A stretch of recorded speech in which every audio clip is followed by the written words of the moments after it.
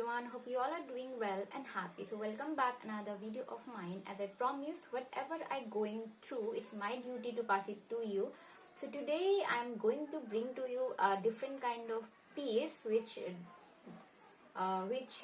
what do I say, which demands all of your attention. So as all my other videos, I'm not going to showcase that piece to you in the beginning of the video itself, because the piece that I'm going to talk about deserves all your attention.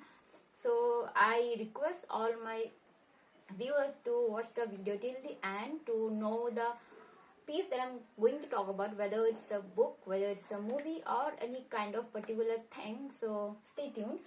So let's talk about the father of the nation, that is Mahatma Gandhi. We all are very familiar with the man. We all are very inspired by his books, by his sayings, by his what contributions, whatever he did to us, whatever he did to India and as a whole. So from my childhood itself, I was reading about him in my school days, in my college days, in essays, in articles. But to be honest, I wasn't learning about him in depth. Whatever I was learning from the book, from the movies, I have thought of him as a noble man, as a man who sacrificed all his wealth, all his life for his fellow people from India. That was the viewpoint I was holding since my childhood, until I came across this piece which kind of provoked me to think about the viewpoint that I was having about this particular man. So let's talk about the person behind this. So usually many people in today's time don't go for such kind of topic which may bring unnecessary attention or criticism. But despite thinking about the consequences that he may suffer, he chooses a figure which hold very eminent figure or eminent image in our nation or in our India. So that is very much praiseworthy of him. So he not only chooses this particular topic, but he also done very well researched on this particular person and came across whatever he can.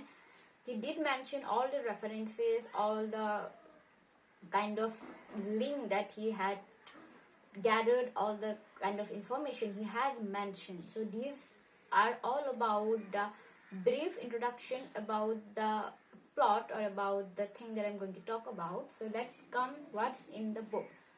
As I've already said, it's a book. So yeah, it's a book. So the book is the Critic of Hind Swaraj, the Mahatma's Manifesto. Again, I'm not going to describe about the author because he deserves extra affection or extra praise, which I will do at the end of the video. So I will talk about his work first. So the book, as I said, it's a critic on Hind Swaraj, on Mahatma's Manifesto. The book is divided into various chapters, chapters on civilizations, chapter on medical profession, chapter on mechanism, chapter on parliament, and such alike. So let's come to the first thing that caught my attention, that his attack on lawyers. As we all know, he was into this profession itself. He was a barrister, but despite that, he stated that all the lawyers are greedy, they are evil people of the society and they are looting the society. The statement is exactly not like that, but whatever I can gain through it, I have in simpler words tried to explain it. So it's his viewpoint that lawyers are looting the society. They are not doing any great in the society. Therefore, in his viewpoint, the lawyers should leave their profession and should take the handloom instead. Okay, so for one moment, if we also accept the fact that lawyers are greedy, what would have been his suggestion onto that?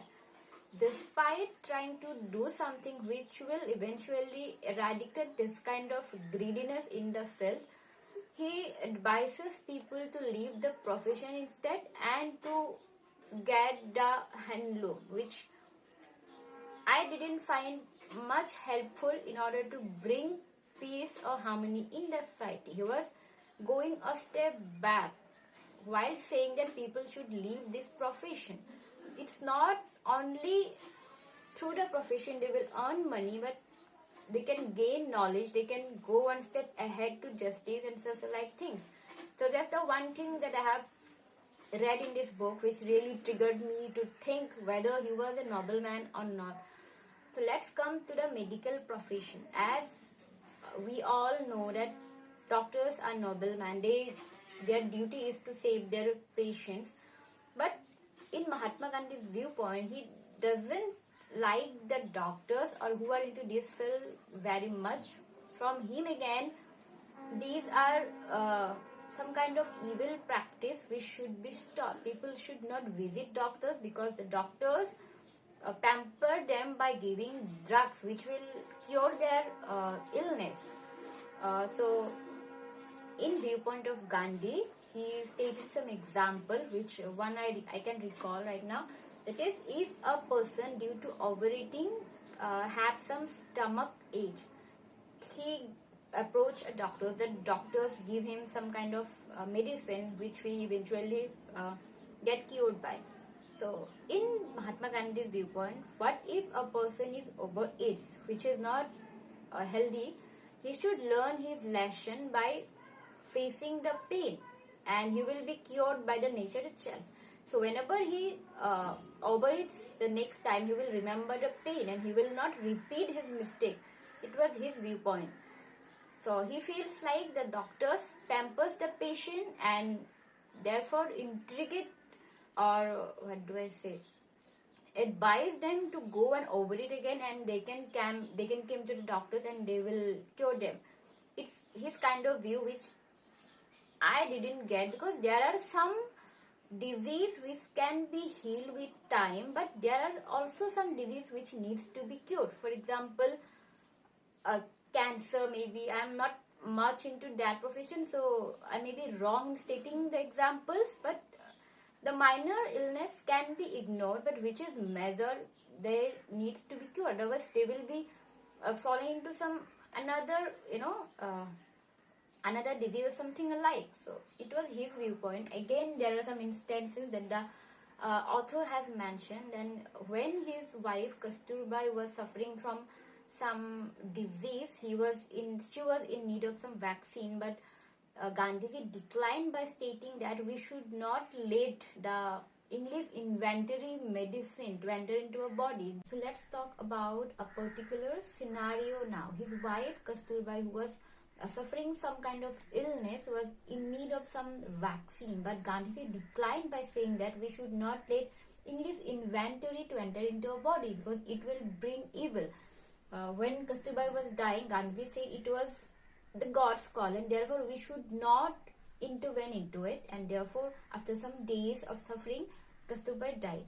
So when the similar situation came to Gandhi, when Gandhi was suffering from malaria, he was advised to take the vaccine, which Gandhiji accepted. So in this time, I would like to say that it's easier for us to convince the other one to not take such decision which may take their life, but when it comes to us, we happily accept whatever is in front of us to cure us in that time being.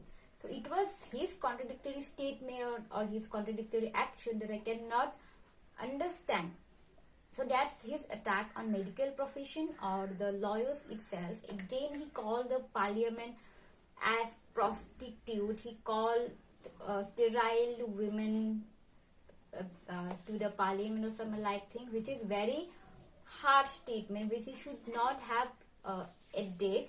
He said that people should live their married life or should not indulge into some kind of intimacy which a true revolutionary will not entertain or would not enter into that. But he himself has enjoyed all kind of privileges he had. He was married to Kasturba, he was living his life. So there is various examples that will force you to think Gandhiji in a different way possible, which the author has very much clearly mentioned in every phrase, in every chapter, whenever it is possible. For Gandhi, it is his belief, I feel, that stagnation is progress. He wasn't a firm believer of civilization, of mechanism or such kind of thing. When he was asked regarding his publication of the book, which was published using the machinery itself, despite giving any proper explanation, he took the help of simile or metaphor, or gave the answer in the poetic way possible, and leave it to the audience to understand it by their own. He was very smart in convincing the other people around whatever he is saying is true and therefore should be followed by all. So as I said, I was pretty much excited about giving my viewpoint on this book. It was an eye-opener for me. And if you feel yourself that you were a follower of Gandhi, or you were against it, or whatever you viewpoint, I suggest or I request you to go through this book, because it's the book the youth needed. It is the book that we should read in order to know the person that we have been talking about since so long. So you should read the book. So that was all for today. I was pretty overwhelmed after reading this book, and I was like, I had to film a particular video on this book itself. So that's all for today. Whatever I had to say, I said it in the shortest manner possible. So now I'm going to introduce to you the book itself and about the author itself. So let's talk about the author of this famous book. So the author of the book is Rajesh Talwar. I have read some book by him, and I love it. Killings in November, I would suggest a kind of book that you cannot think what it would be until you reach the end. And again, this book, his critique on Hind Swaraj Mahatma's manifesto, again leave me astonished. I am pretty much privileged to get to read the book. So that's all for today. Now I am going to showcase to you the beauty that I'm talking about. So I wish and I believe that you should read the book in order to understand the thing I'm talking about. So that's all for today. Stay tuned.